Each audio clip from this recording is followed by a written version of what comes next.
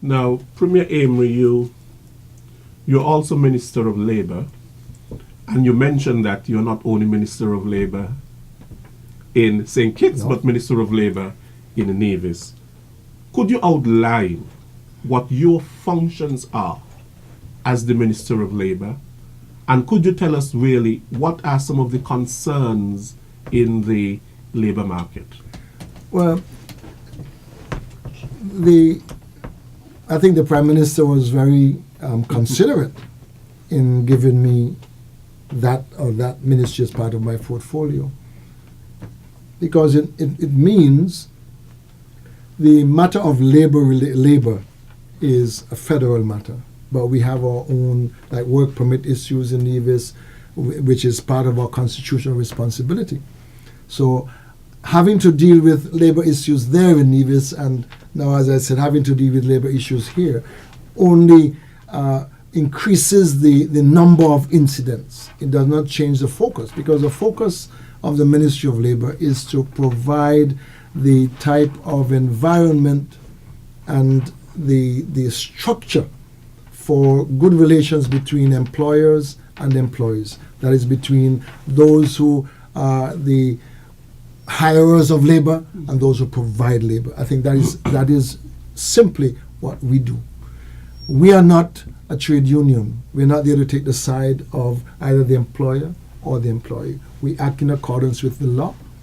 We apply the law to any issue which comes before us, whether it's a law of dismissal, a law of hiring, a law of redundancy, all of those matters. And I find we have to deal quite a lot with that matter of redundancy. But that is really the function generally of the Ministry of Labour, so the Department of Labour, so the Commissioner of Labour, to ensure that we have an environment in the labour market which is stable, which shows good relations. And as a minister, one of my first duties was to have a meeting of the tripartite council, like I say council, but to meet as Minister of Labour through the Commissioner, with the representatives of the employers, that is the Chamber of Industry and Commerce, and with the trade union representatives. So we got from all angles what we would like to see in St. Kitts and Nevis. And the key is to have good labor relations, good working conditions. We are now working on the matter of increasing the number of officers, labor officers, because we want to be able to go to every single place of employment, see what the conditions are, ensure that the employers are treating their workers well, and that the employees are giving their labor in a way which they should do, and that is a fair work for a fair day's pay.